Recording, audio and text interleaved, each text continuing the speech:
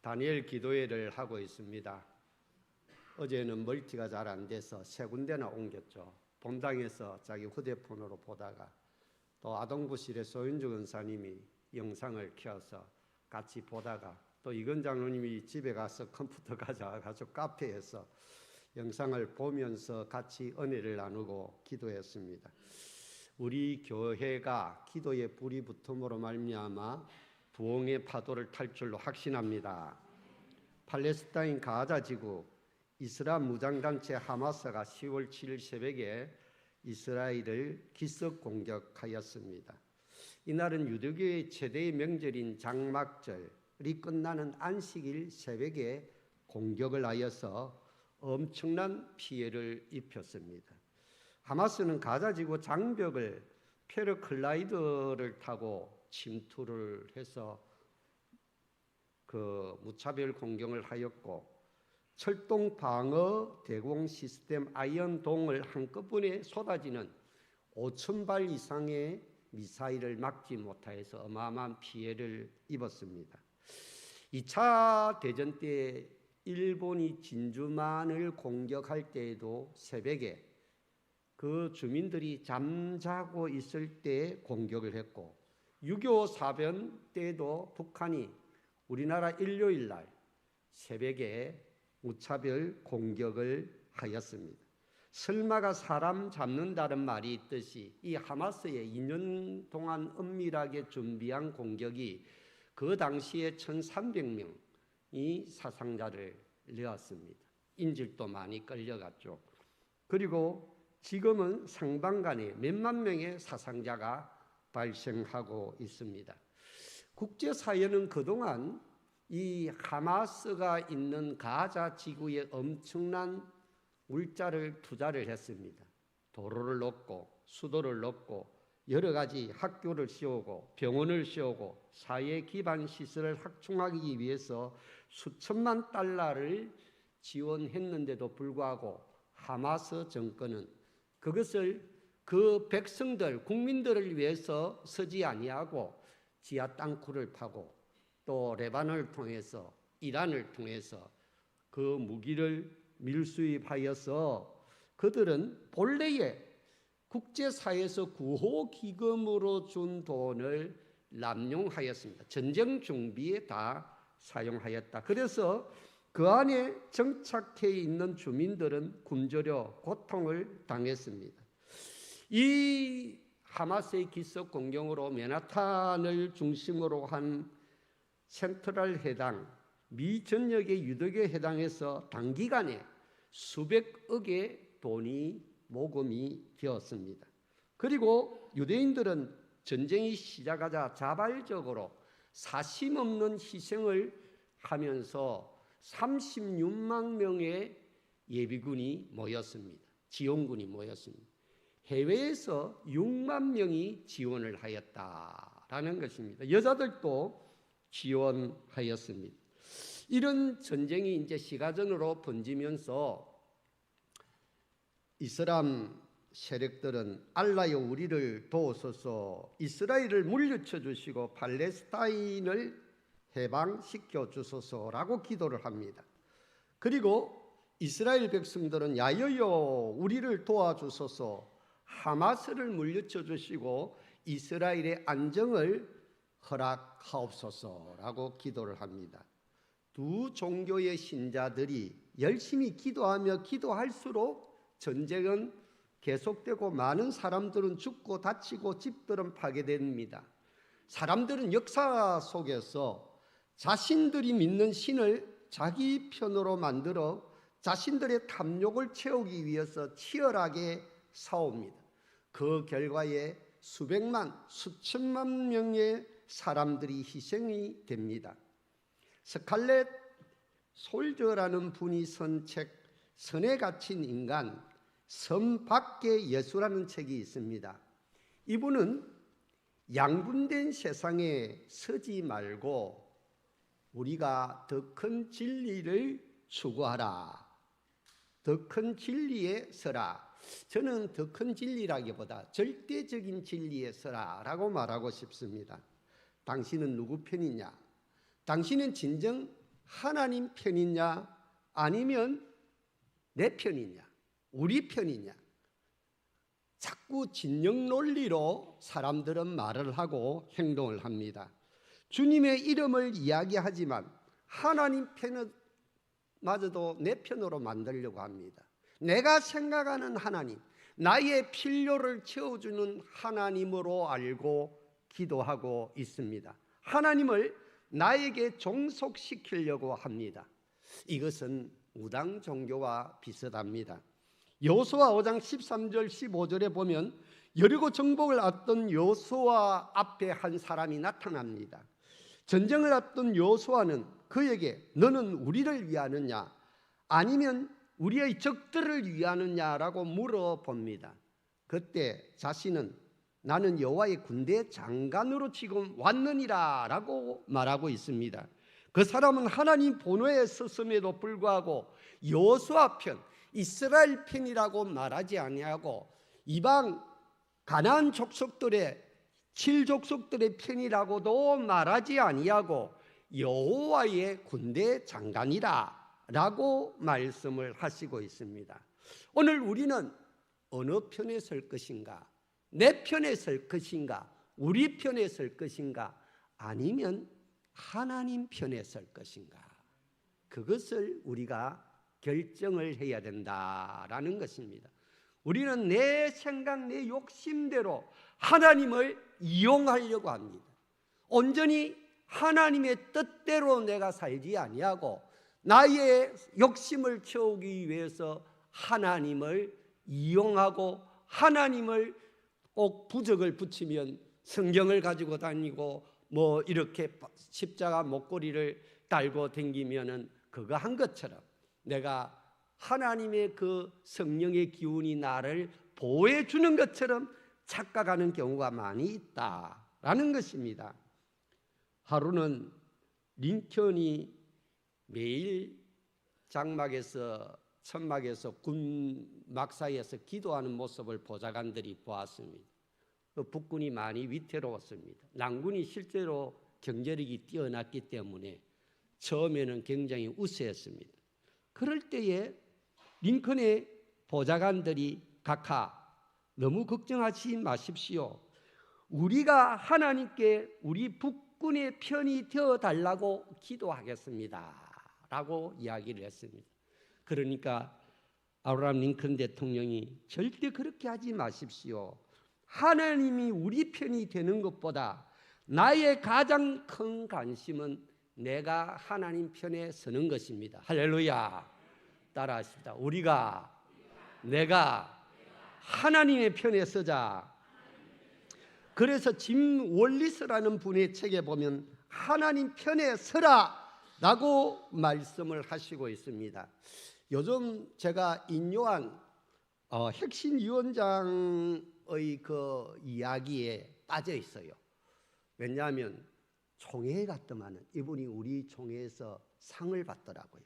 그런데 말씀을 하시는데 너무 순천 사투리로 하는데 너무 재미있게 아주 귀한 메시지를 탁탁 멘트를 주시더라고요. 그분이 요즘 신문에 대해서 특별된 내용, 유튜브에 나와 있는 내용을 보면 정치인이 희생해서 국민을 유익하게 해야 된다. 얼마나 꽂히는 이야기입니까? 사랑하는 교우 여러분, 오늘 여호수아 24장 15절 14절 15절을 다 같이 한번 읽어보도록 하시겠습니다. 여호수아 장군이 이스라엘 백성 앞에서 마지막으로 남긴 말씀입니다. 다 같이 제가 읽겠습니다. 그러므로 이제는 여호와를 경외하며 온전함과 진실함으로 그를 섬기라. 너희 조상들이 강 저쪽과 애굽에서 섬기던 신들을 치워버리고 여호와만 섬기라. 만일 여호와를 섬기는 것이 너희에게 좋지 않게 보이거든 너희 조상들이 강 저쪽에 섬기던 신이든지 또는 너희가 거주하는 땅에 있는 아모리 족속의 신이든지 너희가 섬길 자를 오늘 택하라. 따라하십시다. 오직 나와 내 집은 여호와를 섬기겠노라. 할렐루야. 여호와를 온전히 섬기는 저와 여러분들 되시기를 주의 이름으로 축원합니다. 오펜하이머라는 하이머라는 영화가 있습니다. 여러분들 그 영화를 보신 분이 있는지 모르겠습니다. 보신 분 있으면 한번 손 들어보세요. 없어요? 이 영화도 봤어요? 박종덕 집사님 보셨네. 보신 분이 몇 분 계시네요. 이게 이제 원자 폭탄 만드는 이야기입니다. 전쟁이 일어나면 최고의 무기는 원자 폭탄입니다. 원자 폭탄 만드는 이 오펜하이머, 이 사람은 물리학자가 과학자입니다. 유대인입니다. 독일이 원자 폭탄을 개발했습니다. 원자 폭탄 우라늄이 235잖아요. 여러분들 원소 기호를 다 옛날에 학교 다닐 때 배웠죠, 그죠? 그것이 폭발하며 엄청난 에너지가 생산된다는 것입니다. 폭발할 때. 그런데 조금씩 폭발을 하면 원자력 발전소로 엄청난 값싼 생산력이 있는 전기를, 그 외 여러 가지 의료 도구를, 그 외 많은 유익을 끼친다는 것입니다. 이 원자 폭탄, 원자 핵은 잘못 쓰면 어마어마한 살상 무기가 되고, 잘 쓰면 인류에게 어마어마한 생산적인 에너지가 된다는 것입니다. 오늘 이 오펜하이머는 이 맨해튼 프로젝트의 책임자로서 무기를 원자폭탄 실험을 해서 1945년 7월에 성공을 했습니다. 8월에 독일이 아닌 일본 나가사키 히로시마의 원폭 투하가 이루어졌습니다. 결과적으로 그 장면을 본 오펜하이머는 나는 죽음이 되었고 온 세상의 파괴자가 되었다라고 고백을 하였습니다. 그는 더 이상의 연구를 거부하고 특별히 수소폭탄 제조 개발을 반대하다가 소련의 스파이로 오해를 받기도 하였습니다. 우리는 북한의 핵 위협에 있고 1945년 7월 이후로 소련은 4년 후에 핵폭탄 실험에 성공을 하고 전 세계가 지금 파키스탄, 인도 같은 나라도 지금 핵폭탄을 보유하고 있습니다. 이스라엘도 물론 핵도 있고 북한도 있습니다. 북한은 자주 미사일을 뻥뻥 쏴댑니다. 다 핵폭탄을 좀 더 자기들이 원하는 대로 실험하기 위한 그런 미사일 발사인 줄로 압니다. 우리는 이런 위험 앞에 이 무기가 인류의 평화가 아닌 재앙의 무기로, 축복이 아닌 저주의 무기로 변신되는 것을 눈으로 목격하고 있습니다. 오늘 에발산, 그리심산, 축복과 저주의 산입니다.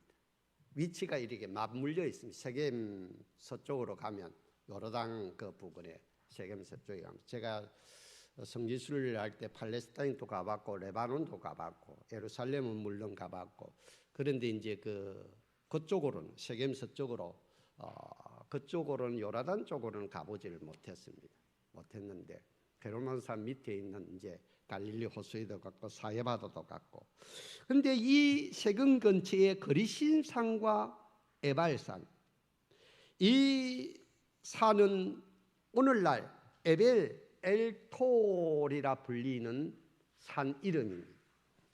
많은 사마리아인들은 이 산에서 제사를 많이 지냈습니다. 제사를 많이 지내면서 그들의 전설에 의하면 창세기 22장에 나오는 에발산이 아브라함이 이삭을 모리아산에 바친 그 장소를 에발산이다 이렇게 주장을 합니다. 그러나 유대인들은 그렇게 주장하지 아니하고 창세기 22장에 나오는 그 산은 모리아산이고 에발산은 세겜 서쪽으로 한참 가야 있는 지역입니다.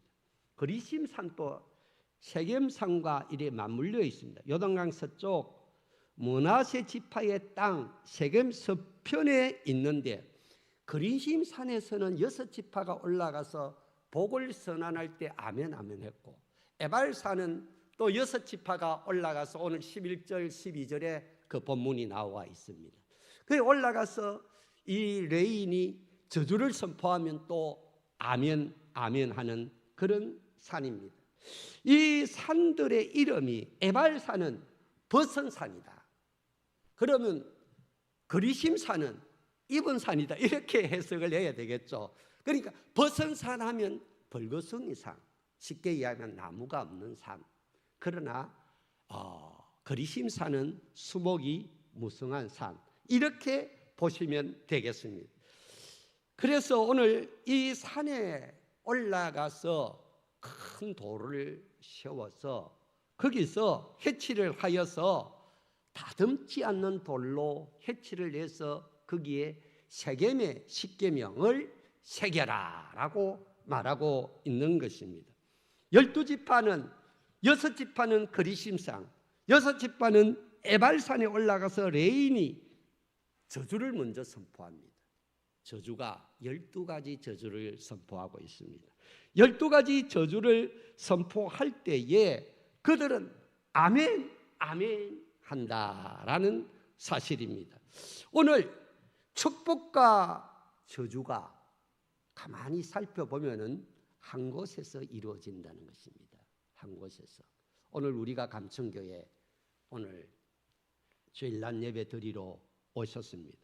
오셨는데 우리가 이곳에서 어떤 분은 이 말씀을 통해서 아멘 아멘 하면서 그 말씀의 은혜를 받고 하나님의 뜻을 깨닫고 정말 진리의 절대적인 진리에 순종함으로 어마어마한 그 신명기 28장이 축복과 저주장이지 않습니까?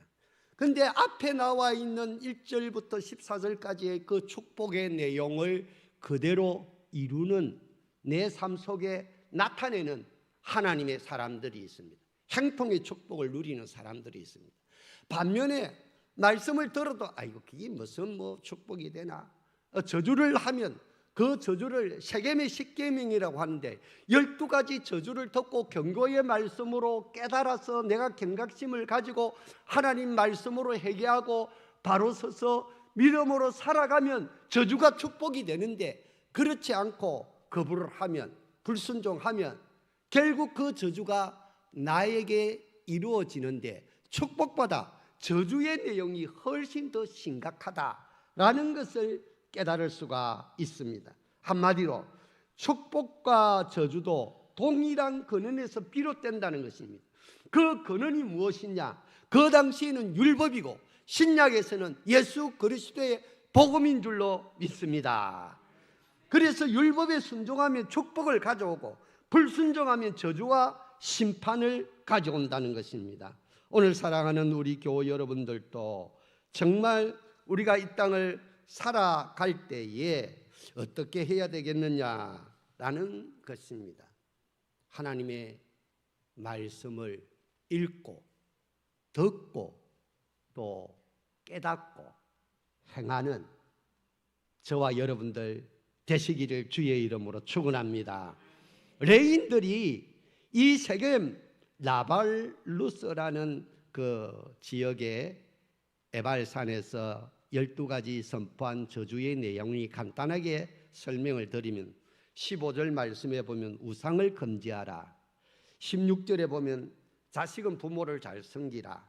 또 17절에는 소유권의 남의 소유권을 침범하지 말라. 비석 뭡니까? 지게표 말뚝 같은 거 이런 거 있죠. 경계 그런 거를 옮기지 말라. 인권 유린하지 말라. 그러니까 인신매매라든지 이렇게 성폭행 이런 거 하지 말라. 그 다음에 성적으로 부족한 4가지 경우가 20절에서 23절에 나오고 있고 24절 25절에는 살인에 관한 2 경우를 말하고 있습니다. 또 26절에는 율법에 순종하지 않는 죄에 대해서 말하고 있습니다. 한번 따라 하십시오. 세겜의 십계명. 오늘 우리가 읽었던 내용이 이 쭉 29장까지 쭉 읽어보시면 세겜의 십계명의 내용이 나타나고 있고 설명을 하고 있습니다. 그래 오늘 2절 말씀에 보니까 큰 돌을 세우고 석회를 바르라. 거기에 글자를 새기라 라고 말하고 있습니다. 석회를 발라서 글자를 새기면 글자가 선명하게 나타난다는 것입니다. 한눈에 눈에 탁탁 들어온다는 것입니다. 그런데 따듬지 않는 돌로 하라. 이 장식, 우리가 무덤에 가서도 보면은 어떤 비석은 굉장히 장식을 많이 한 비석들이 있습니다. 그런데 우리 고모님도 예수를 안 믿고 돌아가셨기 때문에 그 엄청난 그 둘레석들이 용으로 다 새겨져 있어요. 그 살펴보면 굉장히 그 또 비석도 용으로 이렇게 문양을 다 해서 그래 놨습니다. 그 외에도 여러분들 무덤가에 가 보시면 그 비석이나 둘레석이 엄청나게 잘 가꾸어진 그런 묘지들이 많이 있을 것입니다. 그런데 이 에발산에 세워진 이 비석은 다듬지 않는 돌, 데코레이션, 이렇게 장식을 하게 되면 거기에 시각적인 집중이 이루어진다는 것입니다. 그래야지 말고 너희들은 그것을 하라는 것입니다.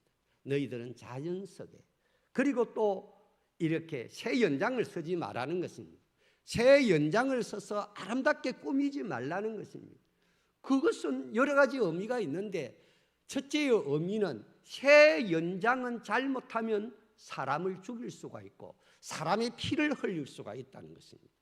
그러면은 예를 들어서 낫이나 칼이나 여러 가지 징이나 망치나 도구나 이런 것을 보면은 그것은 새 연장은 사람을 해치는 데 사용할 무기로 쓸 수가 있으니까 피를 흘리게 하는 그 도구를 하나님의 비석에 대지 말고 자연 속에 해치를 발라서 글자를 새겨서 선명하게 나타내게 하라.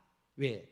피는 생명을 해하는 것은 부정하다라고 생각했기 때문에 그렇습니다. 사랑하는 교회 여러분, 우리는 이 말씀을 열심히 읽어야 돼요. 성경에 아름답게 장식하기보다 성경이 너덜너덜하도록 성경을 읽고 성경 말씀을 마음에 새기고 그 마음에 새긴 말씀을 깨닫고 깨달은 말씀을 우리가 생활 가운데 적용하고 행하는 복 있는 하나님의 사람들이 되시기를 주의 이름으로 축원합니다. 우리가 인생을 살아갈 때에 축복이 이어질 때에 보면은 상당히 그거를 합니다. 교만해질 수가 있어요. 하나님 없어도 잘 되네 이렇게 생각할 때가 많습니다. 그러나 젊을 때 사서 고생을 한다고 하죠. 왜 젊을 때 사서 고생을 합니까?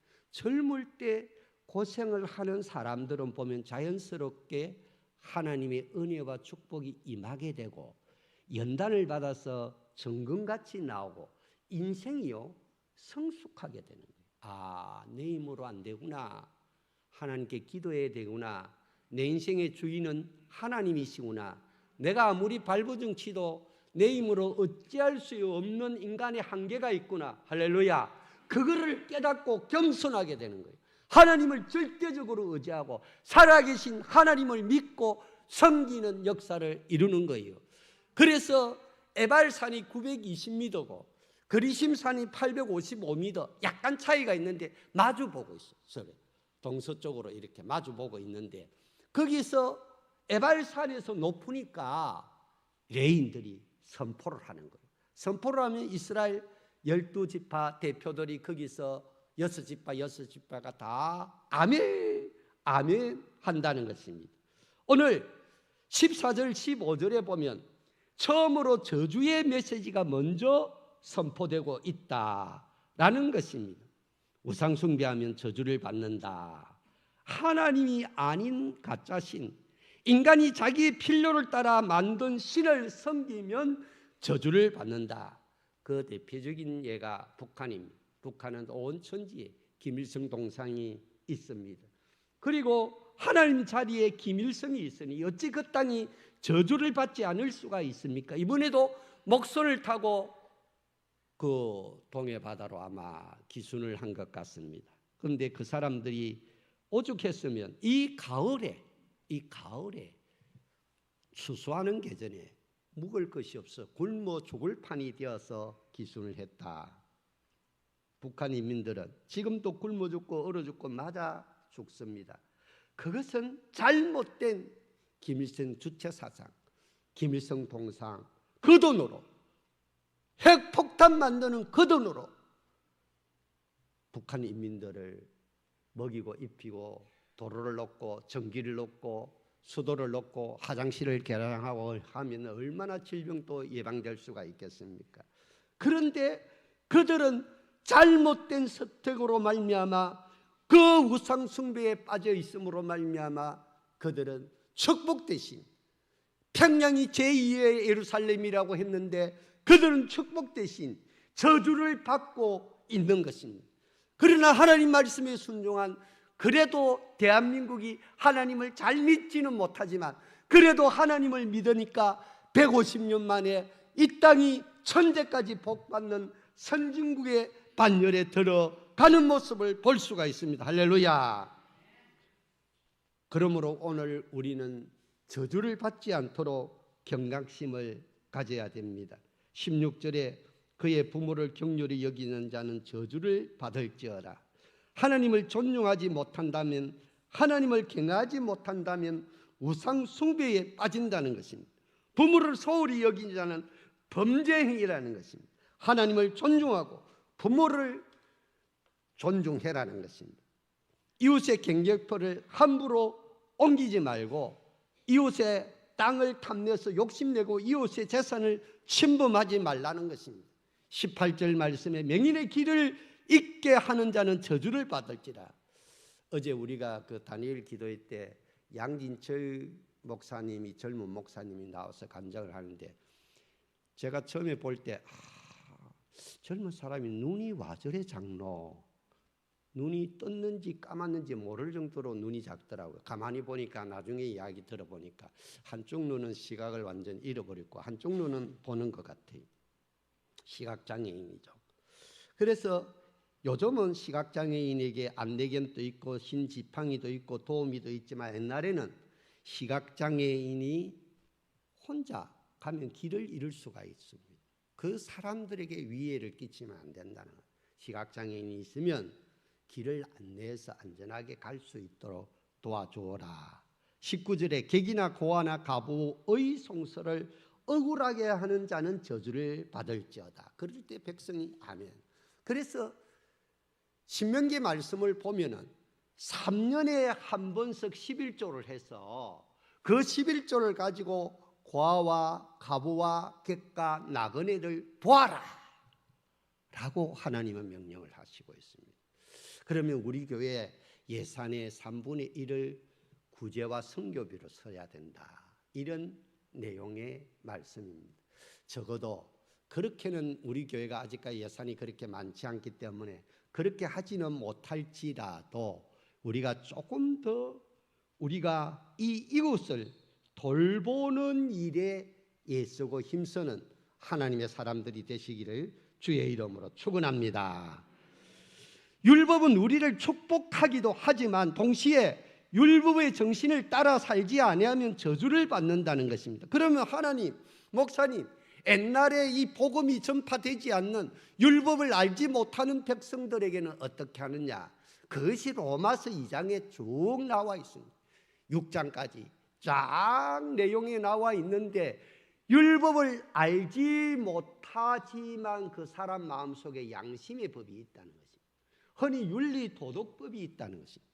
그래서 예수를 믿으면 구원받고 제사함 받지만 예수를 전혀 알지 못한 시대나 지역이나 환경에서 살아온 사람들은 자기 마음의 양심의 법에 따라서 행위 심판을 받는다는 것입니다. 행위 심판.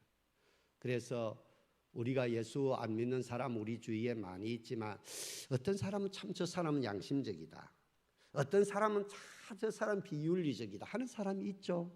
그런 사람들은 그대로 하나님 앞에 심판과 저주를 받는다는 것입니다.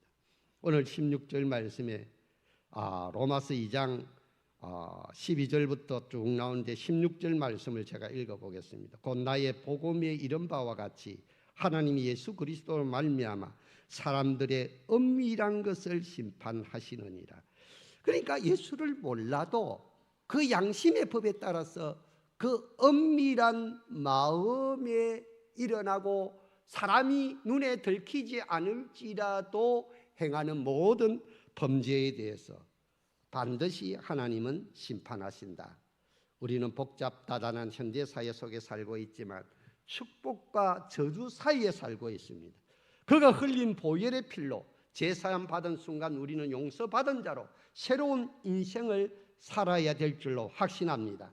그렇다고 하면 우리는 에발산과 그리심산에서 선포된 이 율법, 신약으로 하면 이 예수 그리스도의 구원의 복음을 내 마음속에 받아들여서 정말 믿음으로 순종하여 32,500가지의 축복의 행통의 역사를 이루는 저와 여러분들 되시기를 주의 이름으로 축원합니다.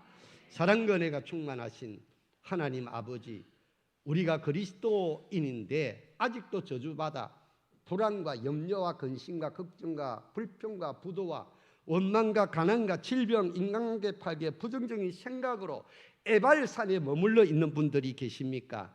오늘 우리는 이 영적인 자리를 옮겨 하나님의 경고의 심판 외침을 듣고 저주의 자리에서 축복의 자리로, 사망의 자리에서 생명의 자리로, 실패의 자리에서 성공의 자리로, 멸망의 자리에서 번생의 자리로 옮기는 하나님의 사람들이 되게 하여 주시옵소서. 예수님의 이름으로